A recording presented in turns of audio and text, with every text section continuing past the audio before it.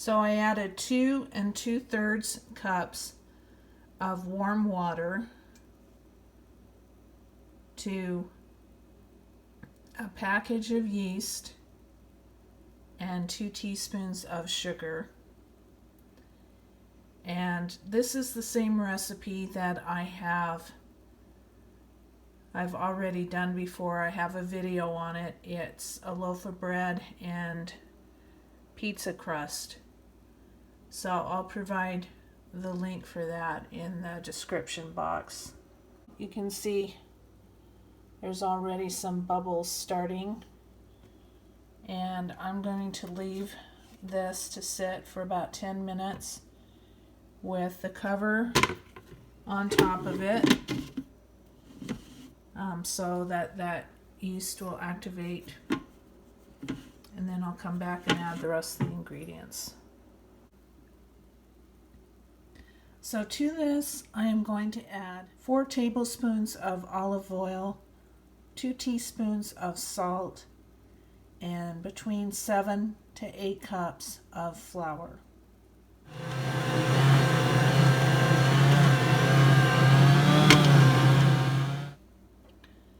This mixed in the mixer for 5 minutes on the 3rd speed.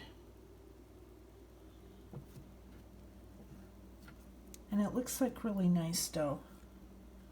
It's still a little sticky. Okay, I added about a half cup more flour, making it the full 8 cups this time, and I think it's perfect. It's a little tacky, but it's not sticking to my fingers. So I'm going to go ahead and form this into a ball and put it into a greased bowl.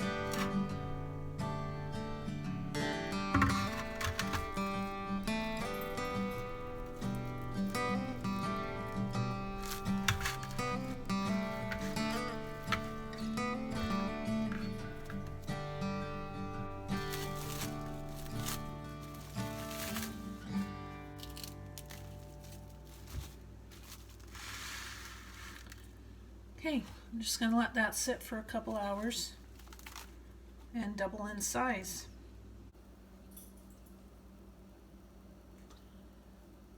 The dough is ready to be punched down and shaped into rolls.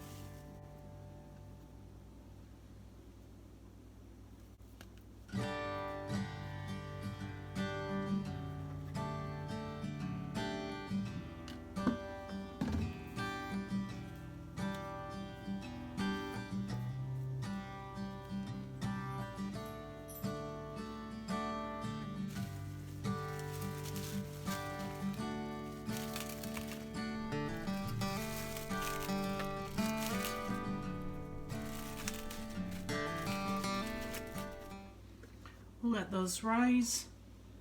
Then we'll put them in a 350-degree oven, 20 minutes maybe.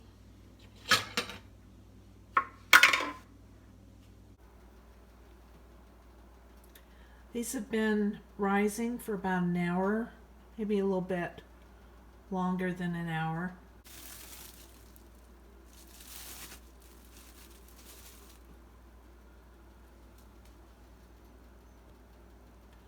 So I'm going to put them into the oven to bake now.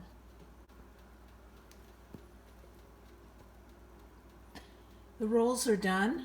They baked for close to 30 minutes, about 27 minutes. So I'm going to spread some butter on them with paper towel, and that will give them a little bit of a shine and keep the top crust from being too hard. So after these cool, I plan on putting half of them in the freezer. And this is what I like to do for Thanksgiving or Christmas, or whenever I have a big meal planned where I want to have homemade rolls, but I know I'm not going to have time to cook everything in one day. Then I will make these up ahead of time and put them in the freezer and then pull them out the morning of the special dinner. And then they defrost, and then they're ready and they're perfect. If you want to heat them up, you can. Sometimes that dries out the sides, but anyway, they're really good. So I'm going to put some butter on them.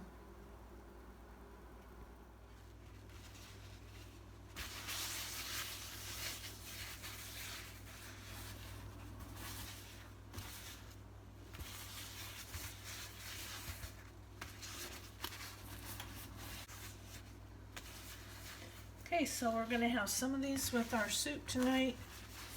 Then I'm going to put some of them in the freezer to have a different time. And this is what I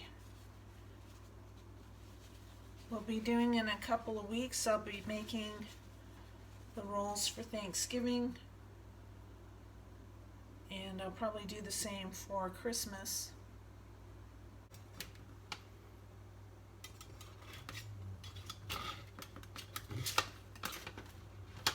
I like to put these on a wire rack so that the bottoms don't get too wet, and just let them cool on there.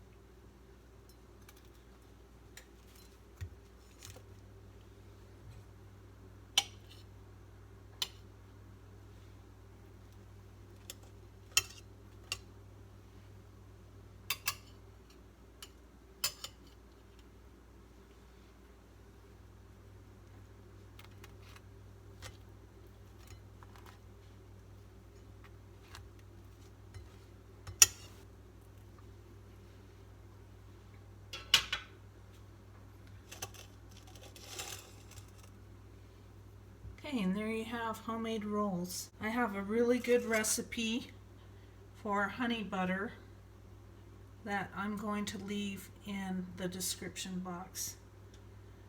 I didn't make any of it up because it makes a lot and I'm the only one that eats it. But it's really good, and it would be great for Thanksgiving or Christmas to put on the table with your homemade rolls. Absolutely delicious. So I hope this gave you some good tips on making your own homemade rolls. It's not hard. And we'll see you next time. Goodbye.